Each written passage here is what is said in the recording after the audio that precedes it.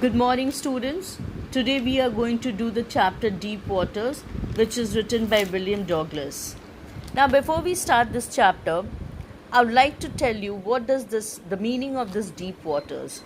Deep waters in deep water means it's a phrase which means to be in dangerous or a vulnerable situation, in a serious situation, especially one that is too difficult or is beyond the level of one's abilities, or simply to be in trouble.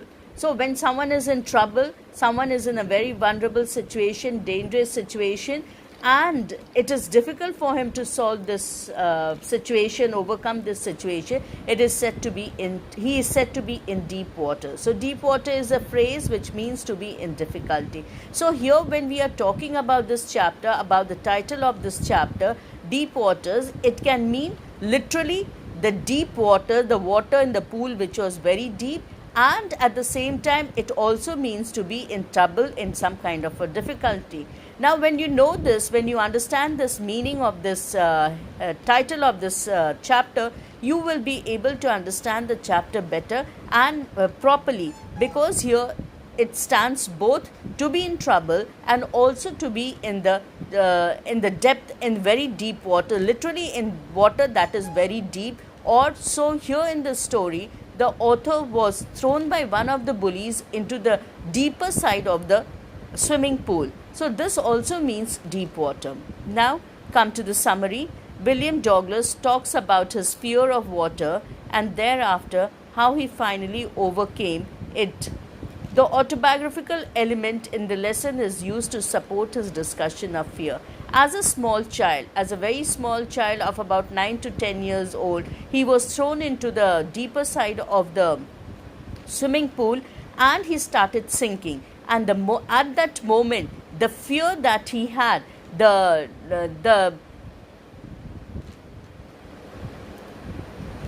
inability to come up on the surface, all this gave him the fear that never again he is going to see life, never again he is going to meet his mother. So here, the simple way that he talks of a child facing fear is discussed here.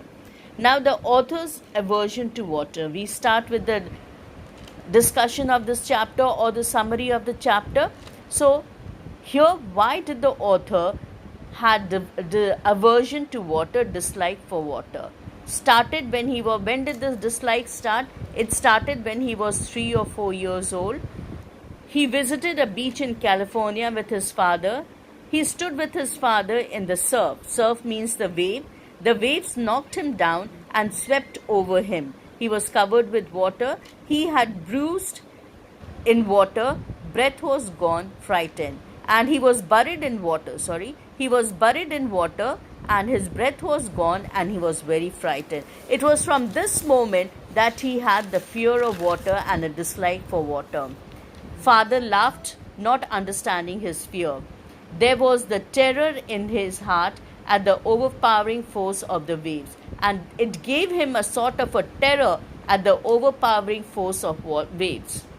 Now, after some time, he never went near the water again, but once he was staying near the YMCA and he went to the YMCA grounds to the swimming pool, and the misadventure that he had there. The author was sitting on the side of the pool. A big bully of a boy tossed him in the deep end of the pool.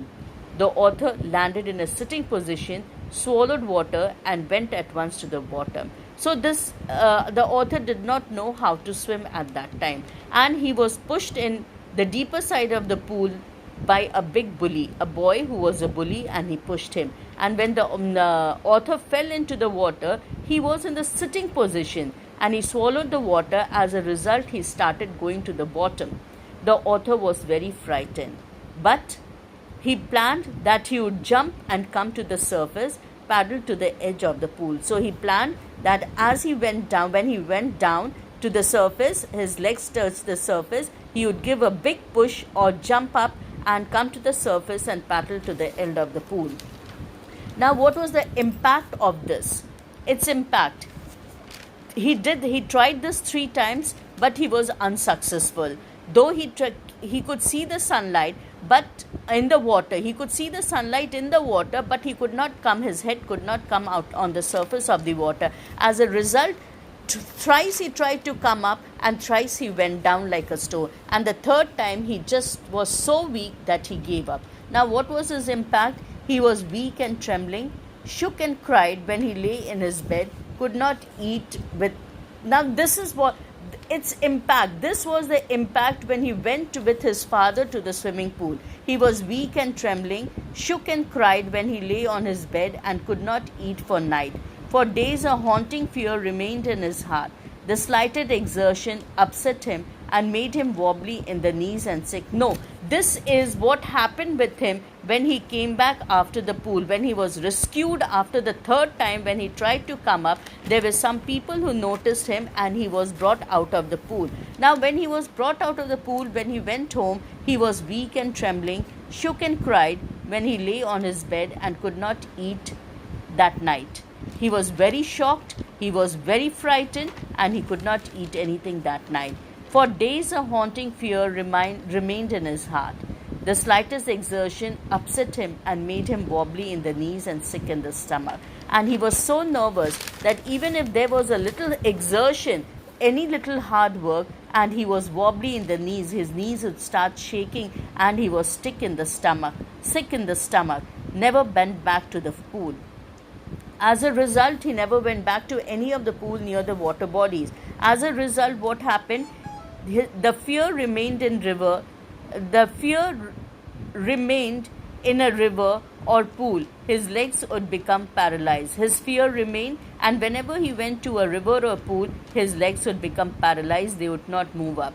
An icy horror would grab his heart, and his heart would turn cold, and he could not get over this fear. The fear of his sinking and going down would come again and again.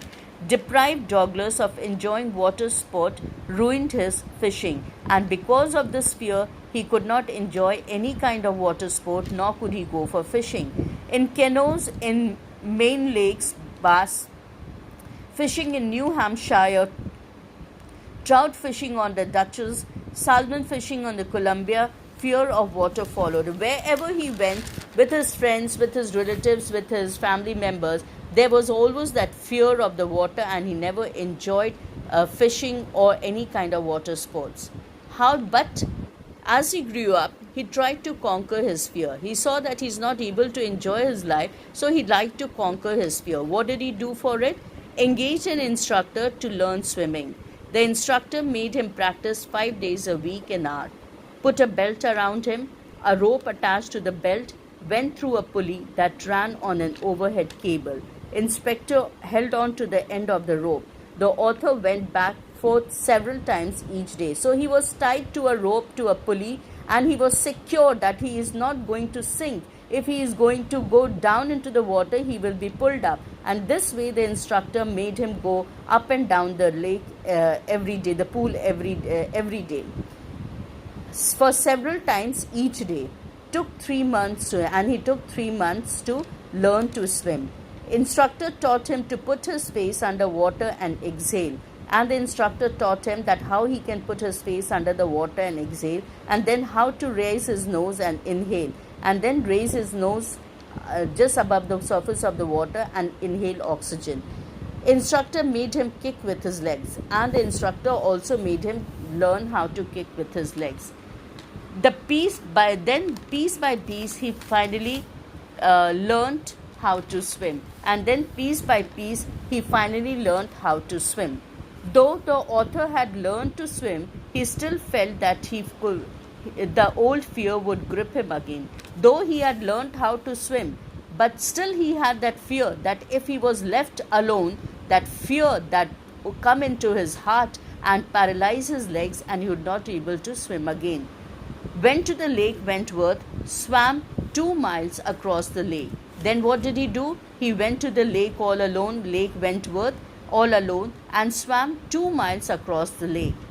Swam the crawl, the breaststroke, the side stroke, and the backstroke. And while he was swimming there, he did the crawl, he did the breaststroke, he did the side stroke, and the backstroke. And the old sensation returned in miniature, and the old fear came back, but in miniature, in a very slight little way, went up to Titan on the Connaught Meadows to meet Glacier and camped by the warm lake. Then he went to the other glaciers, he went to the meadows, to the other riverside and all that, so that he could swim and this fear would go away from him forever. Swam back to the other shore and back. He swam from one end of the river to the other end and finally overcoming his fear. He finally conquered his fear. Now, he had finally, after all this long time, he finally conquered his fear. Now, from this, he learns a big lesson. He learns from a larger meaning from this experience. What is it? In death there is peace. Because when he was thrown into that lake, he had experienced, or the third time was almost like death for him. He had stopped breathing, and that beautiful feeling of lightness, of not knowing where he is, where the person is, no fear in the mind, no nervousness in the mind, nothing. It was absolute calm, and that is what is, that in death there is peace. There is terror only in the fear of death. And what terrorizes us is the fear of death, that we will die, that something will happen to us. If we do this, we might die, or something will happen to us. So the terror of death is what scares us. Since the narrator had experienced both sensation of dying and terror that fear of it can produce. So the narrator had experienced both the sensation of dying and terror, and he understood what it is. Now this gave him the will to live. The will to live grew in him, made him fearless and confident. And this gave him the will to overcome his fear, to fight the fear and overcome it. And this made him fearless and confident. I hope this attempt will help you to understand the chapter in a better way. Thank you.